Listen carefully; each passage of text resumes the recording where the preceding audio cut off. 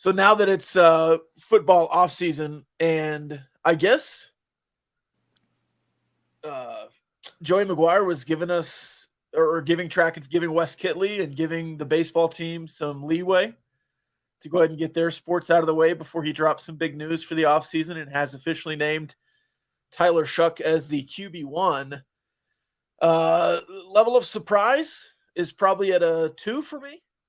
Not that it was Tyler Shough, but that he announced it before the fall camp. I thought that was kind of going to be a summer thing, but he announced it, and here we are. Shredded Shough. Going to be the QB1. Yeah, I think the timing was the only somewhat strange part, because you either name a guy going into spring ball, coming out of spring ball, or same deal, before fall camp, coming out of fall camp. And so more or less kind of split the difference exactly evenly. And so that was a little bit strange. It's like, I wonder what the impetus was for calling that now. But not surprised. I think I was intrigued by it because we know Morton is very talented and capable. Didn't think it was like a 100% deal, but certainly Shough, the heavy favorite, going into the spring, coming out of the spring. There wasn't really anything that indicated things would be different than we thought going in. So not a surprise. I'm curious. I think definitely the play calling was different last year with Tyler Shough, different from Donovan Smith, different than Behren Morton. And so, of course, Donovan Smith out of the picture now, but I'm curious to see the extent to which this reshapes the offense. Does Kitley call it around Shough, or with the entire offseason, do we just go in with QB1 and Kitley calls the offense like he would call it if either guy was out there? And we know one of the reasons that Tyler Shough was named the starter last year is because he had more of a command at the line of scrimmage. So does Tyler Shough call the game for Tyler Shough, which I think is what we saw in the bowl game. If he has kind of everything he wants to do at his disposal now, and he can go out and make all the calls at the line of scrimmage, then, yeah, we might see a different offense for the entire year if he can stay healthy. And I only say that not because he's been hurt before, but because he ran 23 times in the bowl game, and 260 carries for a quarterback just seems unreasonable to me. For sure. I think his injury concerns were overblown. And I've discussed this on the podcast. I don't really subscribe to the quote injury prone theory. I think if you tear your ACL, that doesn't make you any more or less likely to break your arm the next season. He had basically, I think, the same shoulder injury, and as you've alluded to multiple times, now has a titanium plate where that bone is. Besides that, I don't think he's suffered any other injuries. He's a big dude. He's 6'4", 6'5", I think every bit of 225, 230. And look, he toted the rock, 23 times against Ole Miss, and looked just fine doing it. Like you said, you don't want your quarterback carrying the ball 300 times a season. But I'm not really concerned about injuries. I think he's just as likely to get hurt as basically anybody else. And that could certainly happen. And I think you might have one of the more talented backup quarterbacks in the entire country behind him. We got a sampling of Behren Morton last year. He played, I think, one half of healthy football against Oklahoma State, which at the time was a top 10 team on the road. And then after that, a little bit hobbled by injury. You saw some brilliance. You saw some really bad reps against Baylor. So, anyway, I think it's not a surprise to see Shough. I think the only thing I don't like is I know fans love Behren Morton, and I do too. But every single turnover, game we lose, whatever with Shough, you're just going to have that same quarterback discourse that you always have when there's any hint of quarterback controversy. That was on steroids last year when you had 3 different guys that were all capable and kind of different playing styles. Now we just have 2, but I think that will sort of always be there among fans. It's just that sports mantra of the backup quarterback always being the most popular guy on the team, especially when you're facing adversity. So I guess we'll have to deal with that as fans this season. But I think this is probably the right choice. As tantalizing as Behren Morton is, I think you can maybe wait another year on that, and he'll be primed and ready to go this season if called upon, or next season as a full-time starter. I think we could have sky-high expectations for him at that point too. Yeah, you could have some Tim Tebow in Denver level billboard screaming from fans on Behren Morton coming in. But as you know, I've come around on Tyler Shough. I am very excited for him this year, more than I have been in his 2 previous years. I really wanted to see another quarterback early in his first campaign. I really wanted to see another quarterback last year, even though he kind of got hurt. I wanted to see Behren Morton early before the season just because I wanted to know what we had. I wanted to stick with a young guy that could stick around for 3 years, but I didn't think Tyler Shough was coming back. He won the final 4 games, and now he's back. And I think that is, if I had known he was going to be back 100%, I would have lobbied for him to be the starting quarterback last year. So it is also crazy in hindsight, assuming Shough keeps this position as starter through the season opener. Like, let's say he makes it through the season, mostly healthy, playing well enough to keep his job. Maybe Behren Morton gets a start or two because of one of those factors. But let's say generally Tyler Shough starts and finishes the season as a starting quarterback. If you would have told me back in 2019 when Behren Morton committed that it would be year 4 on campus for him before he goes into the season as a starting quarterback, I would have definitely taken the under on that for all the reasons you outlined. Like, you don't expect Shough to be here this long. There was even hype of him coming in as a true freshman. I remember Cody Hodges, former Texas Tech gunslinger, going on the radio and saying, no, this kid's good enough. He's going to start as a true freshman. That, of course, didn't happen. I don't think that was close to happening. But if you told me when he signed on the dotted line, hey, year 4 is when he's going to step into that role, I would have thought, no way. Like, with all the talent there, all the hype around it, and until Shough transferred in, not a very competitive quarterback room. I just, in that sense, looking back on it through that lens, it's a little bit surprising.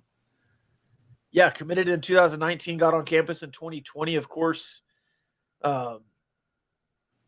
Played in 2021 against Oklahoma State. So, he had those 2 free years. He had the 2020 year, and then he redshirted in 2021. So, as far as the roster makeup goes, he's got a couple of years left still, and year 4 is not a big deal, as big of a deal as it could have been. But yeah, I mean, that is wild when you put it in that way, that he's not going to be the starter potentially till 2024. Yeah. Because his big superlative coming in was, this is the highest ranked quarterback prospect we've had since Graham Harrell. And when you're recruiting at that high of a level, relative to where the quarterback room was when he committed, you just wouldn't think, okay, unless this guy's a bust and he's not worth the hype, which I don't think is true, there's no way he goes 3 full seasons without being the starting quarterback, other than, being called upon during injury or something like that. So and it's also strange, to think about like the butterfly effect of some of this and the domino effect. If he doesn't get hurt against, TCU, does he just stay as a starting quarterback last year? Surely he goes into this season as a starting quarterback if that's the case. And so he, I think, kind of lost his job to circumstance at first, but then to Shough playing well. And they said, well, we're not going to switch it back again if we're winning games with Shough. And so I don't know. I think it was, as we've covered, I think Tyler Shough was a heavy favorite to win this starting job, but I don't think that – I think Morton also could have held on to it himself had he not been the victim of injury last season. So I don't think the gap there is super wide at all. I think they're just going with the older guy, the more experienced guy who didn't give you any reason down the stretch to make a change. So I'm going to give you a line here, and then also if you're watching on YouTube, you can enter the sweepstakes in the comment section. 6.5 starts for Tyler Shough, over under. So hit over under in the comment section. And Kyle, I want your thoughts as well. Over. Yeah, I think so. I mean, he started, especially if that includes a bowl game, he started, 5 last year. Yep, Montana State, and then the Final Four. Murray State, and then the Final Four. And that was with missing 2 months of the season due to injury. Yeah. And so, barring, a pretty severe injury like that, I think you'd have to go over. Because, in years past, you had a little bit of a buildup before there were competitive games. This year, you play a tough road game. It's not a Power 5 opponent, but going to Wyoming is tough. And then Oregon, who's going to be top 15, barring a really big upset week 1. And so, like, let's say Shough doesn't play super well against Oregon. You're not going to – surely he has a longer leash than, like, one bad game, one loss to a really good opponent before they make a switch. And so you got to imagine, like, he's going into Big 12 play at minimum as a starter, unless we just see something, like, awful those first 3 games. So, yeah, I think barring, a severe injury that keeps him out several weeks, I feel comfortable with the over there. Chase says over offensive line has improved and surely he's learned to slide by now. I don't gather the fact that Tyler Shough wants to slide. I don't think so. And both of his injuries were guys kind of jumping on his back. So you don't really slide in that situation anyways. A guy jumping on his back, falling on him. And again, it's the same collarbone. I'm not a doctor, but that collarbone is titanium now. And titanium, I believe, is stronger than bone. I'm not a doctor either, Rob, but I do know the clavicle, or as people like you call it, the collarbone, is the last bone in the body. Yeah, other non-doctors like yourself. Yeah, that's the last bone in the human body to finish developing. I think it's not totally done until age 25, so not surprising that that's a vulnerability for some guys. But again, we're talking about a dude last year against an SEC opponent, the big bad SEC. Like, we're running quarterback power on the goal line saying, hey, man, go get 3 yards, put your head down. And so, like, I don't think the coaching staff is terribly concerned about it. So I guess I shouldn't be either. And I felt like I was going crazy last year telling everybody that Tyler Shough was a better runner than Donovan Smith. And I think we saw that, and I think I was a little bit vindicated the final month of the season. And by the way, I'm going to go on this tangent. I started rewatching kind of in depth the games from last season in order. I'm a little worried if Dana does some quarterback development on Donovan Smith, because you're reminded watching him, yeah, there are mistakes, but there are also a lot of tools there. And I still think Donovan Smith has a lot of potential there at Houston. So I count me as a little bit worried there. If he takes the next step as a quarterback, I think he could still be really good, even though it didn't work out for him here. I agree. And I think he was the 3rd best quarterback in this quarterback room moving forward. But I think that's because of what I think of the other 2, as opposed to what I think of Donovan Smith. Dogovan, we had the whole saga. We love Donovan Smith.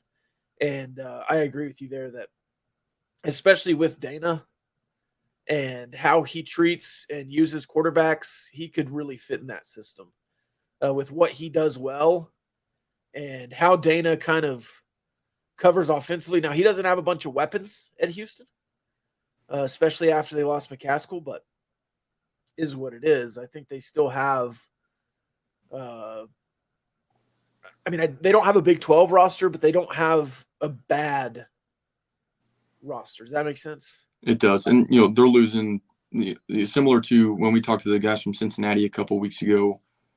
Houston is losing their top passer, their top rusher, their top receiver from last year. So, yeah, the weapons conversation is certainly a worthy one.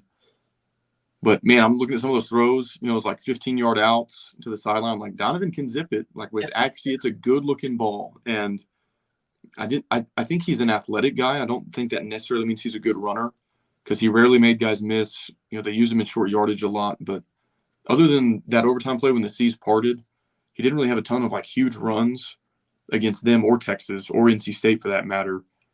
So I think his athleticism gets lost in translation. People assume he's a good runner because of that. But really, more than his athleticism, his arm, he still has a live arm. And, like, if he can do that consistently, take care of the football, make better decisions, he can be a really good quarterback in this league. So I was rewatching those games, early in the season with him, and I'm like, he's still a pretty good quarterback. The tools are there for sure. All right. We also had some football news times 3 today. We'll see. Maybe 4. Maybe 4. We're not the duo to dive into recruiting generally. We love following it, but we don't generally break recruiting news. Somebody asked us earlier in a group chat who they were, and I didn't respond. And then he said, never mind, in 30 minutes. We'll have to text him back later, but it's good to see when you have a recruiting weekend that you come away with commits. And when you have some official visits and guys see what you're doing and believe in you and commit on the spot. Now, does that mean that they will be committed in December? No. It is a verbal commitment. People flip all the time. But to have visits, Gerlich is undefeated after this offseason after official visits. McGasland, if he's gotten a guy to campus, which he hasn't always, and we'll talk about that in a minute. If he's gotten a guy to campus, they've committed. And in football, when you're getting a bunch of these high level 4-star, 3-star, 5-star kids to campus next weekend, and you're getting them to commit before they leave, that is really, really cool and special. And it lets you see inside the program a little bit. Yeah, I thought it was cool. I'm a subscriber on Red Raider Sports. I think Ben Golan. Did you know that's how it's pronounced? I did not, but I noticed you said that the other day. Yeah, I think he does a great job covering recruiting. And it was funny because ahead of this weekend, they knew there were going to be a ton of visitors. And he was basically trying to lower expectations. He was like, I don't know if guys are going to commit this weekend because they've got other visits to take. And then we start getting all these bat signals and hints from the various assistant coaches. And so he's kind of getting raked across the coals a little bit there. But I would rather be pleasantly surprised with 3 or 4 recruits than him be like, oh, yeah, big weekend. A lot of guys are going to commit. And then, maybe you get 1 or 2. But, yeah, I remember being at this point some summers in years past and being like, okay, we've got 1 commit and hopefully some guys make the campus this summer, yada, yada. And, we had an offensive lineman, Casey Poe, on campus this week. I don't know if he's going to commit or not. Dude has an offer from, Clemson, Georgia, Alabama, the Dallas Cowboys, and he's taking an OV to Lubbock. That didn't happen in the past. I think you're very much in it with Micah Hudson. That's what all the reporting indicates. Like you said, you and I have no inside scoop on recruiting. But, yeah, it's a different world we're living in. And assuming this weekend went as well as the Twitter bat signals seem to indicate, I think you're probably going to be close to solidifying another top 25 or 30-ish class. You did that last season. And the year before that, with just 6 weeks of work in front of him before signing day, right after McGuire got hired, I think he got you up into the mid-30s. And once you start recruiting like that year after year, top 30-ish class every year, that's when you start to reload and you don't look around and go, oh, we have depth issues at this, and this position. You go, no, we have a pipeline of dudes coming in every single year, and then you supplement in the portal as needed. So I think they're nailing the evals. I think they're nailing the recruiting. As long as the development component is there, I don't see how this isn't one of the most talented rosters. I'm talking top 2 or 3 most talented rosters in the new Big 12 starting in 2024. The 2024 class, I'm looking at the team rankings in the Big 12. This is before these guys have been added. Do you want to take a stab at the top 4 right now in the team rankings? Have you looked lately? I have not. Is this kind of a trick question? Kind of, yeah. Top 4. And this is for 2024, so Oklahoma and Texas are not involved. Okay, top 4 in the Big 12. The new Big 12, yeah. West Virginia, are they in the top 4? They are not. 7. Oh, okay. UCF? UCF is number 2. TCU? TCU is number 4. Baylor? Baylor is number 9. Oh, you hate to see that. You hate to see that. Man, did their recruiting so far? Has their recruiting really fallen off that much since McGuire and Blanchard left? Well, they have a 4-star and 5 3-stars, but only 6 in the class so far, which is why they're low. They have a 4-star and 5 3-stars? Yeah. So that sounds like this past weekend in Lubbock, Texas is their entire recruiting class. So good for them. An upstart program. They're going to need some help in the new Big 12. Yeah. They thought I was trolling and I'm making some crackpot points when I talk about how screwed they are without McGuire. Like, well, we won the Sugar Bowl without him. I'm like, kind of, but he built that roster twice. Yeah. He's gone now. So anyway, okay. So I got UCF at 2 and TCU at 4. Yep. Are we up there? I'm sure. Number 1. Of course. People used to seeing that. Yeah, you have 9 commits, 2 4-stars, and then 3 stars. K-State, they've been doing pretty good. K-State not in the top 4. They are at 6. Oklahoma State is at 5. BYU, I'm running out of guesses here. Oh, Cincinnati. Satterfield's done a good job. Cincinnati. Yeah, I should have guessed that quicker. They've got 10 guys in the class, 1 4-star, 8 3-stars. Technically, Texas Tech has 2 4-stars and 6 3-stars with 9 commits. 1 is unrated on 3 so far. But you know how those recent commits are unrated and then high 3-star, 4-star in a couple of weeks once they get offers from all the usuals like Notre Dame and Ohio State. Yeah, we might lose a guy or two to the typical blue bloods that basically use James Blanchard as their recruiting consultant. They just see a Tech offer, go out and they go, we should offer that guy. Emmett Jones is doing it at OU. Am I allowed to name names here? I mean, we've got Ivan Carrion committed and Emmett Jones takes another job, and all of a sudden Ivan Carrion has an OU offer. Yeah, we're not coaches. Dozie Ezukanma. Yeah. He's been offered by OU now. Dude, I'm going to be so obnoxious in the new Big 12 starting 2024. Anytime we lose a game to anybody, I'll be like, well, you got to tip your hat to that roster of scrappy 3-stars punching up and beating Texas Tech. I'm going to do that, and it's going to be annoying as hell to other fans, but I won't be able to help myself.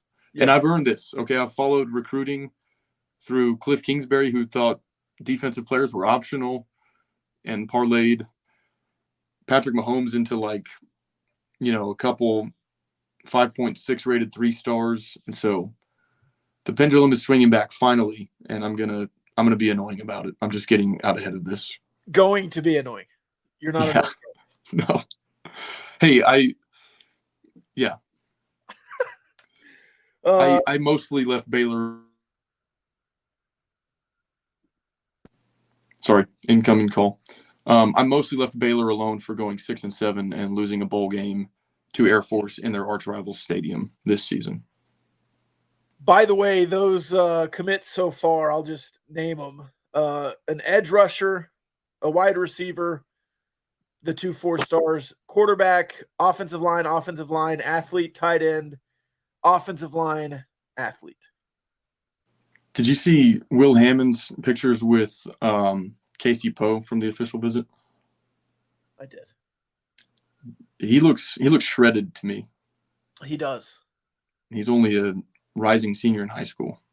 Did you see his 6-pack? I bet he has a 6-pack under there. We should ask somebody who covers recruiting for Texas Tech if they have any sources that would indicate if any of our players have a 6-pack. You know what that tweet reminded me of? Well, tell the people what you're talking about. A tweet from a guy who covers UT recruiting. Yeah. I'm going to limit the number of call outs by name per episode to 1 or 2. So it was quote tweeted on the Gauchos Twitter account if you want to check it out. But tweeting have you ever seen that parody account of the official news of North Korea? It's just way over the top propaganda. That's what it's like. We are blessed with sunny weather today because Supreme Leader Kim Jong-un has decided to grace us with such. That's how Quinn Ewers is being covered by some in the Texas media. It's according to sources, he has washboard abs and looks completely shredded. It's this is not a normal way, in my opinion, to cover collegiate athletes. How was he at Ohio State? Just because he wasn't starting, he got unshredded? Is that what we're saying? I was telling my wife, I was you can go to any D1 football player's Instagram page, and if they're swimming or at the beach this summer, you can probably just take a look for yourself. And they're also really good athletes, so most of them are probably going to be pretty muscular. Do you know who was shredded? Who? Nick Shimonek. Yeah. Dude was ripped. He's got the tats and everything. Yeah, now he's an Instagram workout guy. When he was here, we should have started our podcast several years earlier and been sources are saying that Shimonek's arms with the tattoos are just, the sweat is glistening just perfectly off the West Texas sun during 2 days. We could have gone really over the top with stuff like that. Shough does not seem like a tattoo guy, but I bet he's shredded as well. I'll say this. I just got done making fun of this guy. I saw Tyler Shough at a luncheon before last season, and it is kind of like drawing to walk past some of these guys. You're like, okay, holy, like him and Donovan are together, and you're like, these dudes could play linebacker. Yeah. So he's shredded. I don't know if he has a 6-pack, but we'll see. Are you taking any stock into the Texas media? Because they have been very high. More high. You're smiling. It does feel like they have more concerted effort, maybe. I don't know what it's been. But it does feel like that. I mean, you're talking about the North Korea propaganda, the fake Twitter account, but it does feel like they have been very, very high on that quarterback room, because Texas Tech has done that for a couple of years now, that they have a great quarterback room. And now it feels like Texas is trying to say, nobody has a better quarterback room than Texas, because they have Quinn Ewers and Arch Manning. And it feels like they're trying to do that just because Texas Tech has done it. And maybe that's just me. I don't think it's that, but I have a few thoughts on it. The first is that as a program and media entities that cover that program, the number one issue from a public perception standpoint is that you're overhyped every season. Like, you're always in the top 10, always in the top 25, and it never really works out that way. They did win the Sugar Bowl in 2018, I guess, whenever that was, as a 4-loss team. Besides that, I mean, they fired the last guy for going to too many Alamo Bowls, and then they celebrated Sark going to the Alamo Bowl last year. So it's just like, at some point, are you guys ever going to learn that even if you believe that we're for realsies this time, and this is actually the team that deserves the top 5, top 10 ranking, and no, for real this time, they're going to win the Big 12, they're going to win 11 games, quit saying it until they do it. Like, have you not learned your lesson yet? Thought number 2 is that I've seen Quinn Ewers, and I saw Hudson Card in a not terribly limited sample size last year, and all of Hudson Card's numbers were better. He was the better quarterback. Now, Ewers was slinging the rock against Bama in the first half before he got hurt, like, no doubt. And he was the number 1 recruit of all time. I'm not saying that he's not talented. But, like, I looked at 2 guys playing on the same team last year, and Hudson Card appeared to be the better quarterback. The stats back it up, and it's not particularly close. You have media members in the couch either. Right. You have media members like Acho, I guess Sam Acho or Emmanuel Acho, I can't remember which one, in the middle of last season saying Texas would be undefeated had it not been for Quinn Ewers' injury, and then they lose like 3 more games after that. We saw Arch Manning's highlight film from high school.